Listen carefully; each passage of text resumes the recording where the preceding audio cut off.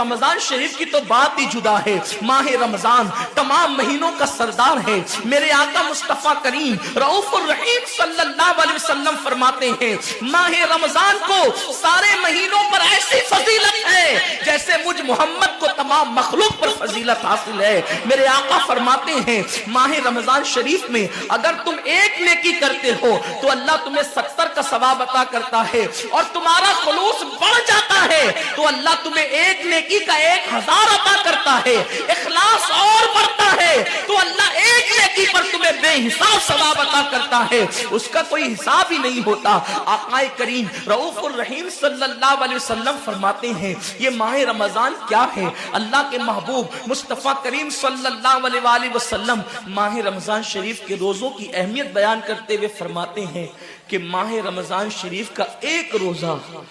अगर कोई छोड़ दे और फिर सारी जिंदगी उसके बदले में रोजा रखे तो सारी जिंदगी के रोजे उस एक माह रमजान के रोजे के बराबर नहीं हो सकते। ये माह रमजान शरीफ के रोजे को फजीलत हासिल है, और अल्लाह के हबीब सल्लल्लाहु अलैहि वसल्लम फरमाते हैं,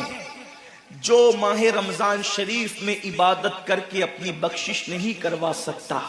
अपनी मगफिरत नहीं करवा सकता, फिर उसको कभी मौका नहीं मिलता कि वो अपनी मगफिरत का सामान करे। आकाए करीम सल्लल्लाहु अलैहि वसल्लम फरमाते हैं कि साल भर तक माह रमजान शरीफ के लिए जन्नत को आरास्ता किया जाता है, जन्नत को सजाया जाता है, जन्नत को संवारा जाता है। और आकाए करीम सल्लल्लाहु अलैहि वसल्लम फरमाते हैं, बड़ी बड़ी आंख वाली हूरें अल्लाह की बारगाह में अर्ज करती है, मेरे करीम हमें उनकी दुल्हन बनाना जो माह रमजान शरीफ में तेरी इबादत करते हैं, हमें उनके निकाह में देना जो माह रमजान शरीफ की रातों को जग करके तुझे मनाने की कोशिश करते हैं। आकाए करीम सल्लल्लाहु अलैहि वसल्लम फरमाते हैं, अगर कोई बंदा माह रमजान में जिना से बचे, शराब से बचे, झूठ से बचे, किसी को तोहमत लगाने से बचे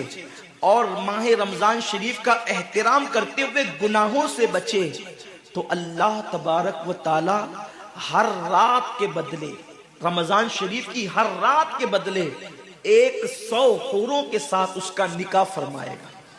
यानी 30 रातें हैं तो 30 हूरों के साथ उसका निकाह होगा। और आकाए करीम सल्लल्लाहु अलैहि वसल्लम फरमाते हैं,